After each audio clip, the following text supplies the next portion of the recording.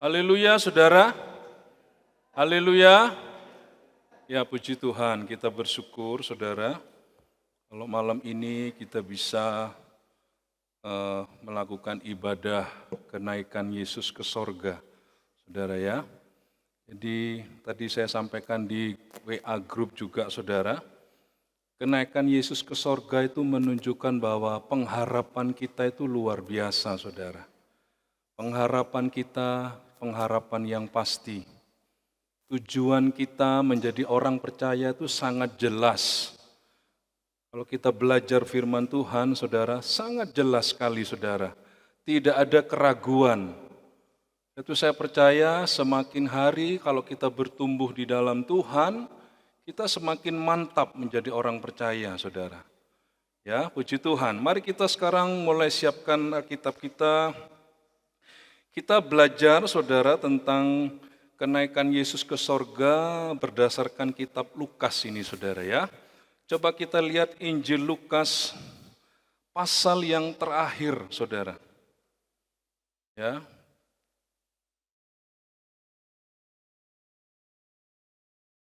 Puji Tuhan, saudara ya. Saudara lihat Lukas pasal 24, saudara ya. Kita lihat ayat yang ke-50, ya. Ada di LCD, saudara, ya. Tapi saya berharap saudara juga harus bawa Alkitab, saudara. Karena Alkitab itu bisa saudara bawa-bawa dan saudara bisa kasih catatan-catatan di situ untuk kita bisa belajar terus, saudara ya. Tidak hanya di gereja, karena di gereja hanya waktunya sebentar, saudara ya. Itu supaya kita di rumah bisa belajar firman Tuhan, supaya kita boleh bertumbuh di dalam Tuhan. Puji Tuhan, saudara ya. Saya akan bacakan, saudara, Lukas pasal 24 ayat yang ke-50. Ya. Lalu Yesus membawa mereka keluar kota sampai dekat Betania. Di situ ia mengangkat tangannya dan memberkati mereka. Dan ketika ia sedang memberkati mereka, ia berpisah dari mereka dan terangkat ke sorga. Luar biasa, saudara ya. Kalau kita lihat dari ayat 50, kira-kira bagaimana sikap Yesus ya, waktu dia terangkat ke sorga, dikatakan mengangkat tangannya dan memberkati mereka. Ketika Yesus sedang memberkati mereka, ia berpisah dari mereka dan terangkat ke sorga. Puji Tuhan, saudara ya. Lukas mengakhiri catatannya di pasal yang terakhir ini dengan satu tulisan tentang kenaikan Yesus. Dan memang Lukas ini, saudara, melihat Yesus dalam sisi kemanusiaannya. Lukas ini. Supaya orang tahu katanya bahwa Yesus itu Tuhan yang menjadi manusia.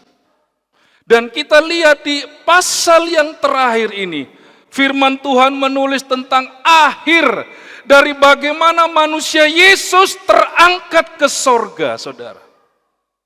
Luar biasa, saudara. Terangkat ke sorga. Ya. Jadi perjalanan Yesus waktu dia menjadi manusia di dunia ini, itu juga akan menjadi peta perjalanan hidup kita, saudara. Saya percaya kita semua akan mengalami rindu, ya kan? Dan itu satu kepastian, kalau kita sungguh-sungguh memang menjadi orang yang percaya. Sebagaimana Yesus naik ke sorga, kita juga akan mengalami hal yang sama. Haleluya, saudara. Haleluya. Amin. Saudara rindu? Haleluya. Kita pasti rindu semua, saudara ya. Amin. Puji Tuhan ya. Sekarang kita belajar, saudara ya. Saya kasih tema tentang perjalanan ke Yerusalem, saudara ya. Saya kasih tema perjalanan ke Yerusalem. Sama dengan kehidupan Yesus. Ya, Yesus juga mengadakan perjalanan ke Yerusalem sebelum dia naik ke sorga, saudara. Coba kita baca dulu di dalam Lukas, saudara ya, Lukas 9 ayat 51. Kita lihat. Ya.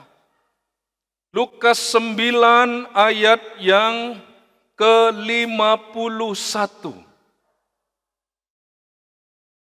Ya. Ya, saudara. Lukas 9 ayat yang ke-51. Demikianlah firman Tuhan. Ketika hampir genap waktunya Yesus diangkat ke sorga, ia mengarahkan pandangannya untuk pergi ke Yerusalem. Saya ulangi saudara. Ketika hampir genap waktunya Yesus diangkat ke sorga, ia mengarahkan pandangannya untuk pergi ke Yerusalem.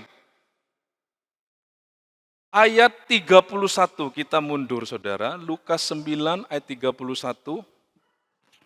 Tidak saya taruh di LCD, saudara lihat di Alkitab saudara saja.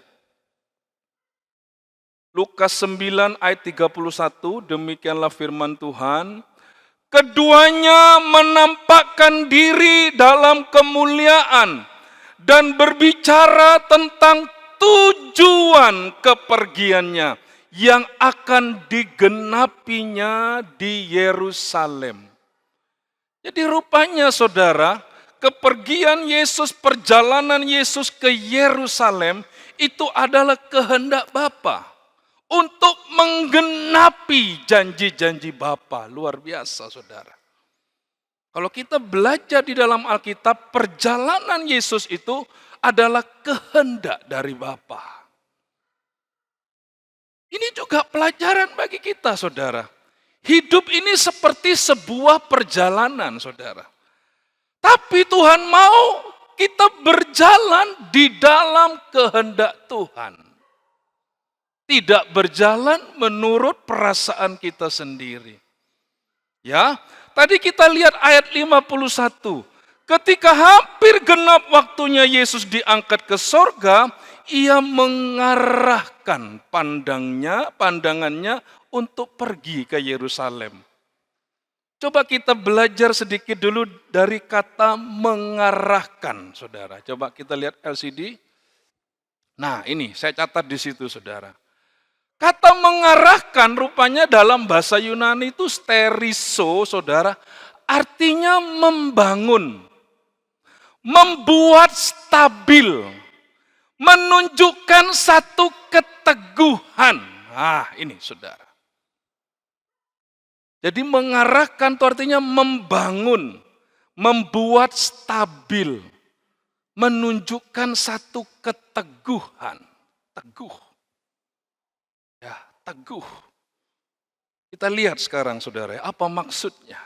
Ya, jadi dikatakan ia mengarahkan pandangannya untuk pergi ke Yerusalem. Mengapa harus pergi ke Yerusalem, saudara? Mari kita lihat terus. Kita lihat di dalam Markus 10 ayat 32. Ada di LCD, terus next. Oh kecil sekali ya, kita lihat Alkitab kita saja saudara ya. Markus pasal 10. Kita lihat ayat 32. Markus 10 ayat yang ke-32. Kita lihat saudara. Saya bacakan buat saudara. Yesus dan murid-muridnya sedang dalam perjalanan ke Yerusalem. Dan Yesus berjalan di depan. Jadi murid-murid ikut juga saudara. Murid-murid juga ikut bersama Yesus. Ya, jadi saya ulangi, Yesus dan murid-muridnya sedang dalam perjalanan ke Yerusalem. Dan Yesus berjalan di depan. Murid-murid merasa cemas dan juga orang-orang yang mengikuti dia dari belakang merasa takut. Rupanya saudara, Waktu murid-murid mengikuti Yesus menuju ke Yerusalem, di sini dikatakan murid-muridnya merasa cemas. Ini saudara, merasa cemas ya. Dulu waktu kita pertama mengalami virus ya, waktu kita kebaktian, saya percaya kita rasa cemas ya kan. Kita rasa ada ketakutan, saudara ya. Ya kan, kita rasa ada kekhawatiran. Betul enggak ya saudara? Karena saya juga rasakan itu saudara. Bukan berarti saya tidak rasa apa-apa saudara. Ya, sama seperti yang dialami murid-murid waktu Yesus memimpin mereka pergi ke Yerusalem saudara. Bahkan dikatakan ada perasaan takut. Terus saya baca lagi, sekali lagi Yesus memanggil ke-12 muridnya. Dan ia mulai mengatakan kepada mereka, apa yang akan terjadi atas dirinya. Wah, coba kita lihat saudara. Jadi waktu Yesus mau mengadakan perjalanan ke Yerusalem, Alkitab menulis tentang perasaan dari murid-murid saudara. Ya kan? Ada cemas, ada takut. Tapi mereka harus mengikuti Yesus. Karena mereka murid, saudara. Bahkan dikatakan sekali lagi Yesus memanggil ke-12 muridnya, dan ia mulai mengatakan kepada mereka apa yang akan terjadi atas dirinya. Ayat 33. Katanya, sekarang kita pergi ke Yerusalem. Dan anak manusia, nah Yesus menggunakan kata anak manusia. Karena memang Lukas betul menulis dari sisi kemanusiaan Yesus. Dia datang ke dunia sebagai manusia, menjadi manusia, saudara. Ya, tadi saya katakan kita mau belajar dari perjalanan Yesus, saudara. Lukas mengakhiri dari perjalanan Yesus yang naik ke sorga. Jadi rupanya saudara, akhir perjalanan Yesus itu luar biasa kemuliaannya saudara. Ya kan, luar biasa dahsyatnya, luar biasa hebatnya saudara. Ya kan? Kenapa? Ini bicara perjalanan Yesus naik ke sorga. Saya percaya cerita ini hanya ada di dalam Alkitab saudara. Dan cerita ini hanya ada pengalaman di dalam Yesus Kristus. Wah, luar biasa, saudara. Ya, kita lihat saudara, ayat 33 katanya, sekarang kita pergi ke Yerusalem. Dan anak manusia akan diserahkan kepada imam-imam kepala. Dan ahli-ahli Taurat. Dan mereka akan menjatuhi dia hukuman mati. Dan mereka akan menyerahkan dia kepada bangsa-bangsa yang tidak mengenal Allah. Dan ia akan diolok-olokkan, diludahi, disesat, dan dibunuh. Dan sesudah 3 hari ia akan bangkit. Rupanya saudara, kenapa tadi murid-murid takut waktu mereka menyertai Yesus dalam perjalanan menuju ke Yerusalem? Dari ayat ini kita diberitahu, rupanya tujuan ke Yerusalem itu, Yesus sebentar lagi akan mengalami penderitaan, saudara. Dia akan mati di kayu salib. Tapi dikatakan pada hari ketiga ia akan bangkit. Kita lihat perjalanan ini saudara. Sebagaimana Yesus mengadakan perjalanan ke Yerusalem untuk apa? Untuk menderita saudara. Coba kita lihat di dalam Efesus saudara ya. Kita lihat. Ini Paulus menjelaskan apa tentang perjalanan Yesus ke Yerusalem ini saudara. Bukan Efesus, maaf, Filipi saudara, pasal 2. Coba kita lihat saudara.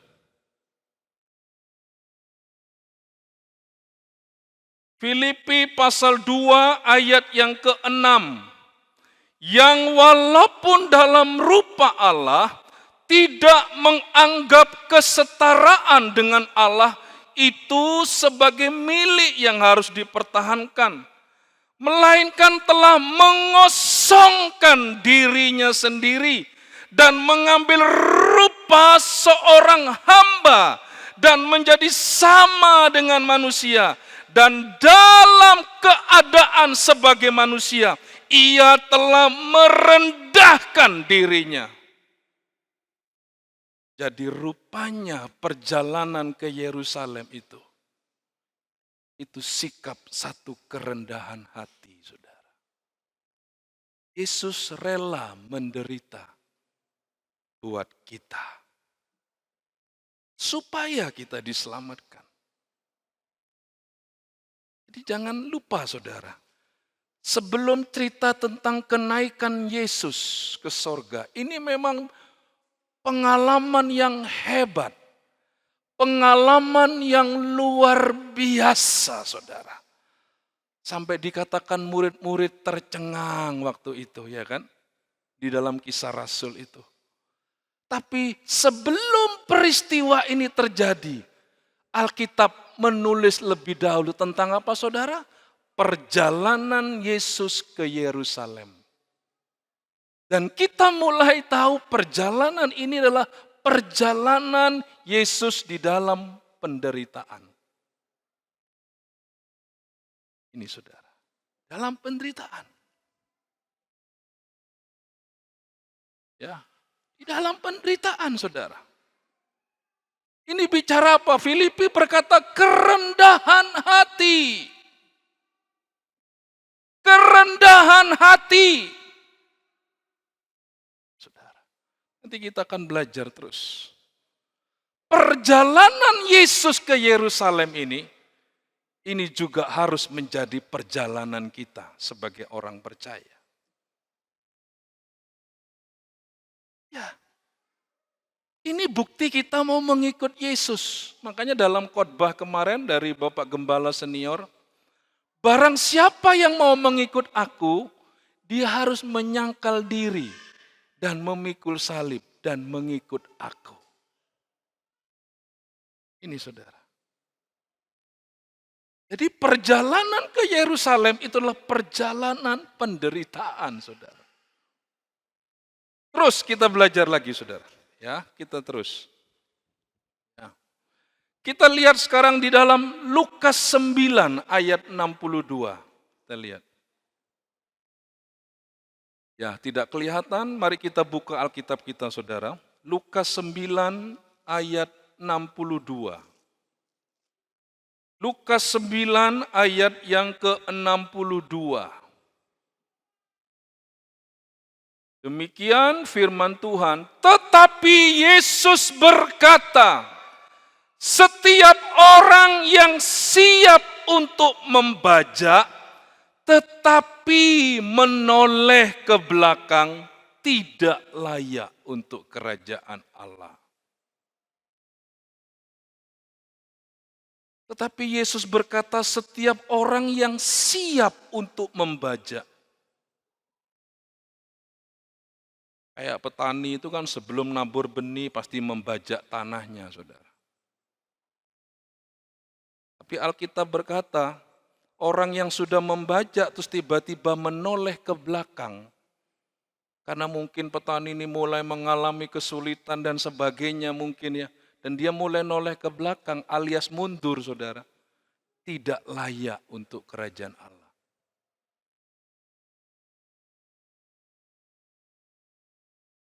Tadi kita nyanyi bahwa kita katanya umat pemenang, saudara.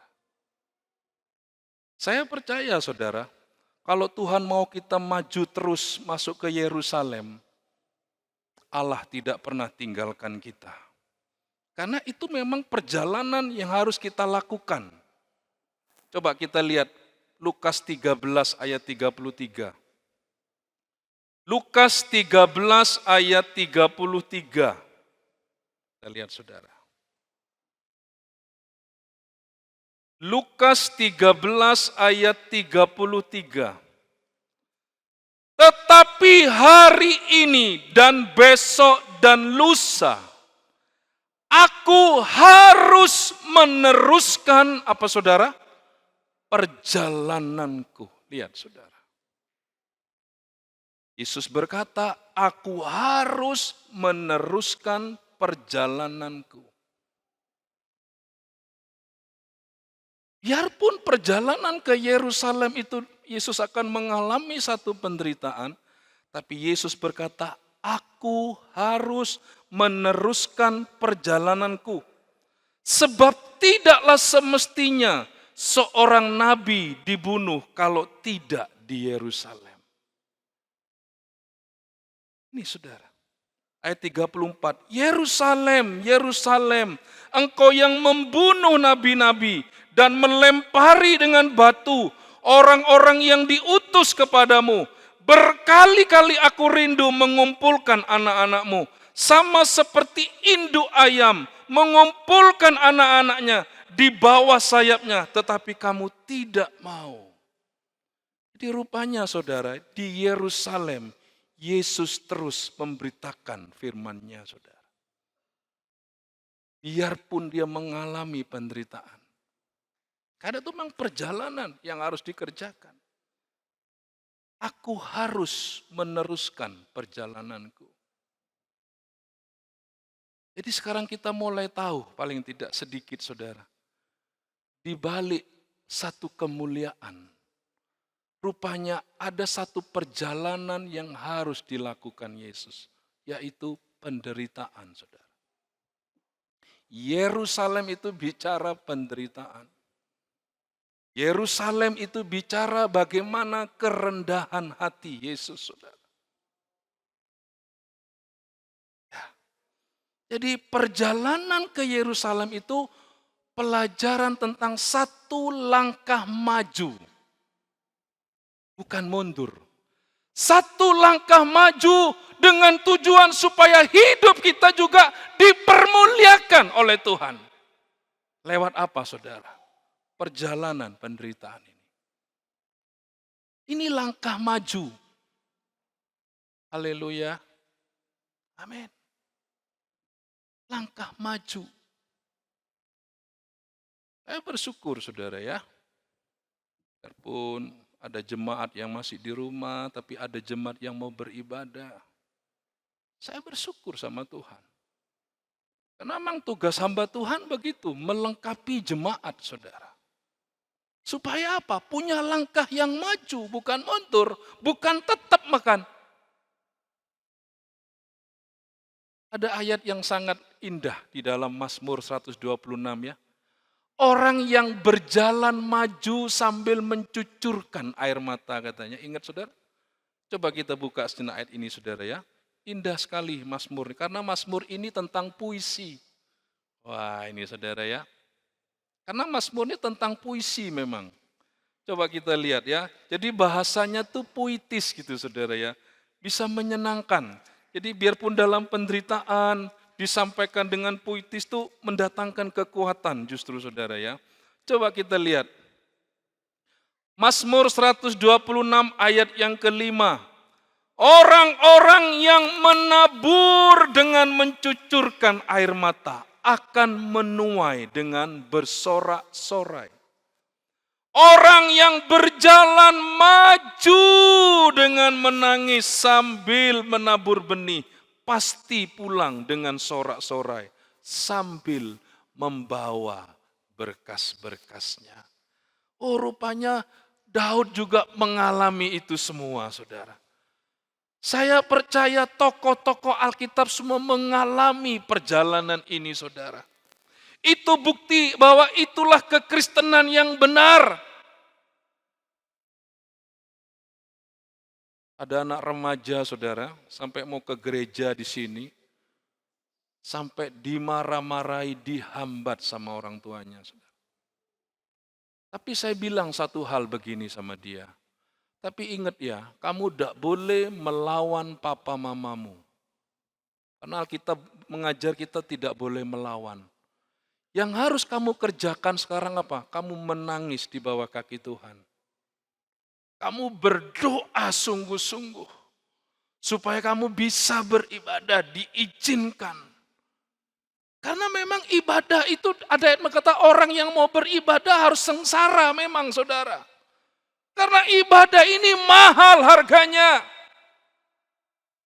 Harganya darah Kristus. Haleluya saudara. Mahal ibadah ini, bukan barang murahan. Coba saudara harus beli barang yang mahal. Saudara harus berani korban uang lebih banyak.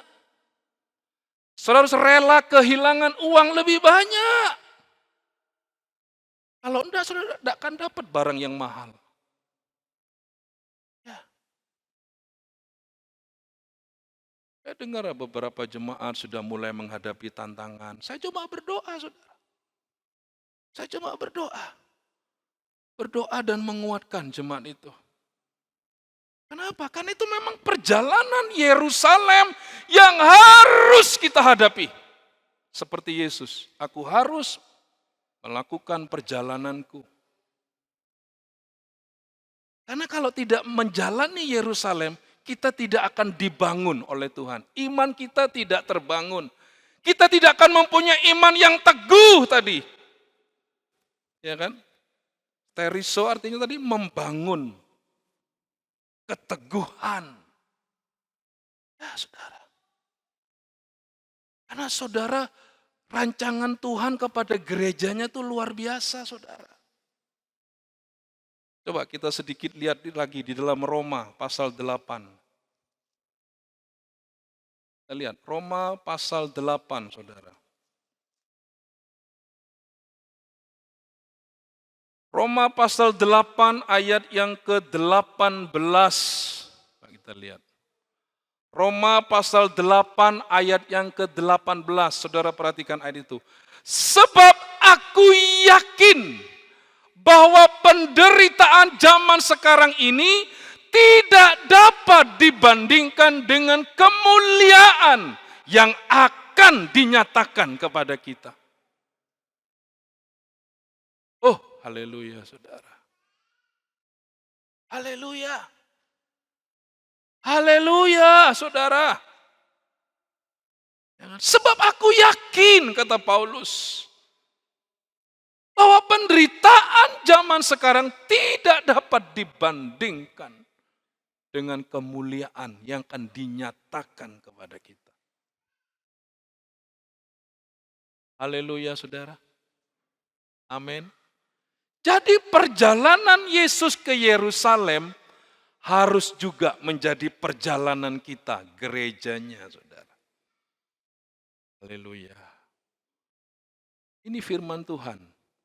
Kalau kita menolak berjalan ke Yerusalem, tidak mungkin iman kita terbangun saudara. Ya, tidak mungkin kita menjadi orang Kristen yang teguh. Tidak mungkin saudara. Itu firman Tuhan. Amin. Haleluya. Sebab itu mari kita belajar. Kalau Tuhan mau kita melangkah ke Yerusalem, pasti Tuhan mempersiapkan hidup kita. Sehingga kita mampu menghadapi Yerusalem itu. Haleluya. Coba kita lihat ayatnya sekarang. Bagaimana Allah itu mempersiapkan kita. Lukas 13 ayat 22. Lukas 13 ayat 22. Saya teringat sebuah pujian gini saudara. Seperti Bapa sayang anaknya, demikianlah kau mengasihiku. Oh haleluya saudara. Saya lihat kemarin ada jemaat sedang mengajari anaknya saudara. Wah begitu sabar ya. Karena kepingin anaknya maju. Sama saudara. Allah juga ingin membawa saudara maju di dalam Tuhan. Semakin teguh di dalam Tuhan. Itu Allah akan mengajar hidup kita saudara. Coba kita lihat Lukas 13 ayat 22. Kita lihat Lukas 13 ayat 22. Kemudian Yesus berjalan